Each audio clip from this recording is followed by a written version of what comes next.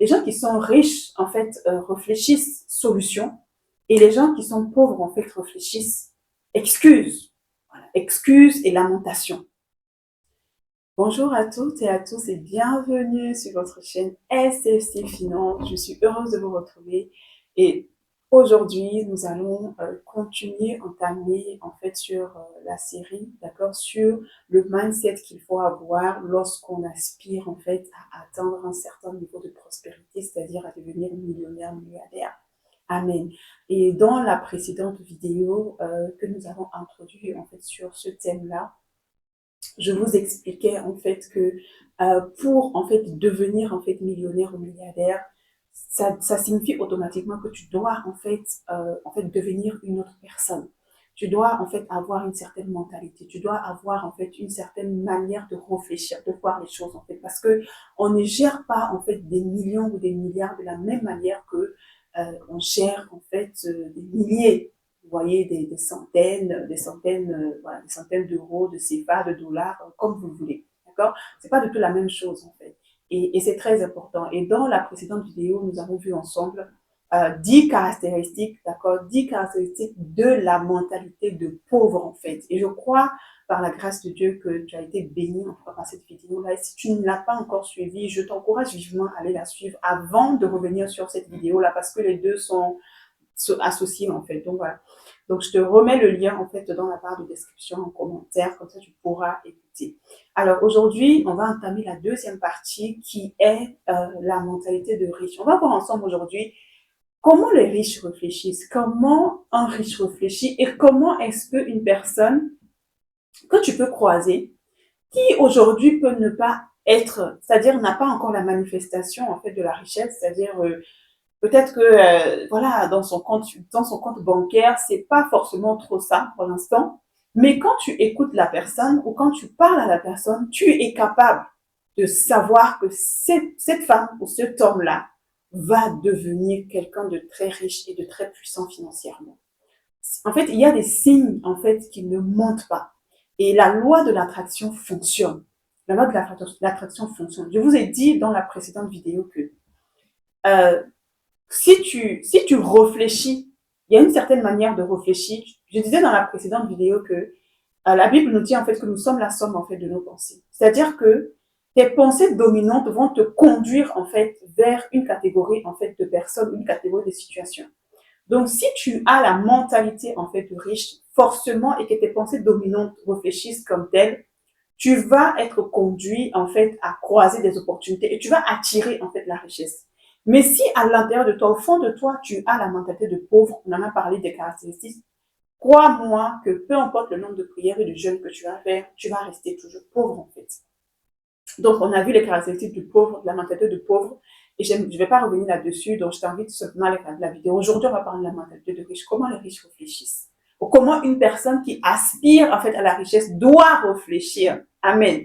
Alors, le premier point, donc là, je commence également par 10 caractéristiques. Vous allez voir à la fin de la vidéo que ça va vraiment être une contradiction de tout ce qu'on a vu dans la précédente vidéo pour la mentalité du pauvre. La première caractéristique d'une personne qui est riche ou une personne qui va devenir riche, d'abord, c'est une personne qui déclare en fait que je vais faire mieux que ma famille. Si vous vous souvenez, dans la précédente vidéo, on a dit une personne qui est pauvre, qui a la mentalité de pauvre, dit en fait, je viens d'une famille pauvre, ça s'arrête là. Mais en fait, une personne qui a la mentalité de riche réfléchit autrement. Elle se dit, ok, certes, je viens d'une famille pauvre, je n'ai pas choisi de naître dans une famille pauvre. C'est Dieu qui a voulu que je naisse là. Mais ce n'est pas parce que je viens d'une famille pauvre que ça veut dire que je dois mourir pauvre. Et comme j'aime dire à mes étudiants à la formation 3 semaines pour gérer, je dis si jamais tu nais dans une famille pauvre, ce n'est pas ta responsabilité. Mais par contre, si tu meurs pauvre, c'est ta faute. C'est ta faute en fait. Donc une personne qui a la mentalité de riche ou qui va être riche, une personne en fait qui dit oui, je viens de tel milieu, mais moi, je vais tout faire pour faire mieux que ma famille. Ou je vais tout faire pour faire sortir ma famille en fait de cette situation. Ça, c'est la première caractéristique. Ça, c'est la première pensée, la première mentalité que la personne a. Deuxièmement, la personne cherche, en fait, c'est une personne qui va toujours chercher, en fait, à comment est-ce que je peux réduire mes charges. Vous voyez, une personne qui a la mentalité de pauvre, en fait, va dire, en fait, va trouver les excuses en disant, j'ai beaucoup de charges. Une personne qui a la mentalité de riche va toujours chercher à comment est-ce que je peux faire pour réduire mes charges? Oui, certes, voilà ce que je gagne, voici mes responsabilités, etc. Mais comment est-ce que je peux faire pour réduire ces charges-là de telle sorte que je puisse épargner de l'argent et pouvoir commencer, par exemple, à investir? Donc, deuxième caractéristique. Troisième caractéristique, c'est une personne qui va également être en permanence en train de se poser la question, comment je peux faire pour gagner plus d'argent? Au lieu de dire, je suis pauvre parce que je n'ai pas d'argent, mais c'est une personne qui va toujours se dire, oui, certes, aujourd'hui, la situation est ainsi, mais comment est-ce que je peux faire? Qu'est-ce que je peux faire pour gagner plus? C'est-à-dire que la personne met en fait son cerveau en mode chercher des solutions, chercher des opportunités, chercher des problèmes à résoudre.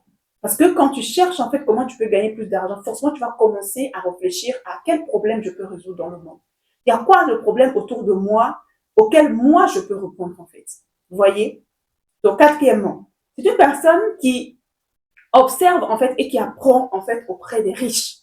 C'est une personne, contrairement à la personne qui a la mentalité de pauvre qui va être jaloux de la réussite de son frère, de la réussite de sa sœur, de la réussite de son voisin, de son oncle, etc. La personne qui a la mentalité de riche, en fait, va être curieux, une très bonne curieuse, c'est-à-dire va se rapprocher, en fait, des personnes qui sont riches, qui ont déjà un certain niveau de succès, de réussite, et qui va aller humblement, en fait, pour apprendre comment est-ce que tu as fait, comment est-ce que tu as fait pour recevoir des conseils, pour recevoir des stratégies. Au lieu de rester éloigné, la personne va s'approcher avec curiosité, avec humilité pour apprendre, en fait. Et tu peux apprendre de plusieurs manières. Tu peux apprendre à travers, aujourd'hui, à travers les réseaux sociaux, tu peux suivre des personnes. Moi, j'ai des mentors que je suis, mais je ne les connais pas physiquement. Je les suis à travers leurs différents réseaux sociaux. Je lis aussi des livres. C'est des personnes qui m'inspirent, en fait, personnellement. Donc, une personne qui est riche ne déteste pas son prochain qui est riche, mais c'est une personne qui est humble et qui cherche à apprendre, qui est curieux, qui pose des questions à ceux qui ont déjà, qui ont déjà avancé, qui l'ont dévancé, en fait, sur ce chemin, en fait, de la prospérité financière. Amen. Cinquièmement, une personne qui a la mentalité de riche, c'est une personne qui, au lieu de subir l'adversité du diable, va combattre et va se positionner. C'est-à-dire que il va décider en fait de combattre l'esprit de pauvreté si cela est avéré. Je vous avais expliqué qu'une personne qui a la mentalité de pauvre en fait va toujours dire oh mais je suis pauvre parce que je suis combattu. Dans ma famille, il y a une réclamation. Il peut y avoir des réclamations. Et personnellement, j'ai vécu ces réclamations-là. Mais j'étais consciente que le Christ était mort à la croix pour moi. Alors, je me suis tenue dans mon autorité. Ça a pris le temps que ça a pris, mais l'esprit de pauvreté a fini par lâcher dans ma vie. A fini de lâcher dans ma vie, en fait. Parce que j'étais consciente de mon autorité. Donc, c'est une personne qui ne va pas baisser les bras. Tu vas te lever, tu vas combattre cet homme fort qui réclame tes finances, qui parce que tout simplement, c'est un homme fort ou c'est un esprit qui depuis des années, en fait, travaille et agit dans ta famille. Donc, tu vas te lever parce que tu es un enfant de Dieu, parce que tu es un Christ et que tu as l'autorité, tu as le pouvoir. Tu vas te lever, tu vas combattre, en fait, cet esprit de pauvreté. Donc, tu te lèves, en fait, et tu te lèves, tu combats. Tu ne subis pas, d'accord? Mais tu te défends avec le pouvoir et l'arme, en fait, que Dieu t'a donnée. D'accord? Donc, c'est le cinquième point. Le sixième point, d'accord? Une personne qui a la mentalité de riche, c'est une personne qui a une discipline financière. C'est une personne qui a une planification dans sa gestion financière. Oui, oui, oui, oui, oui. Contrairement à ce qu'on peut croire, observez bien. Je parle pas des nouveaux riches ou des faux riches. Je parle vraiment des gens qui sont nés dans la richesse, qui ont grandi dans la richesse. Observez comment ils sont. Ce sont des gens qui sont la plupart du temps très honnêtes. Ce sont des gens qui calculent. En fait, ils ne dépensent pas l'argent comme ça, contrairement à ce qu'on croit. Non. Ces gens ne dépensent pas leur argent comme ça. Ils ont une discipline, ils ont une planification, ils ont une gestion de leurs finances. Parce que tu n'as pas une gestion, en fait, tu vas perdre en fait la richesse que tu as en fait. Tu vas perdre la richesse que tu as. Parce que la discipline dans la gestion financière est indispensable.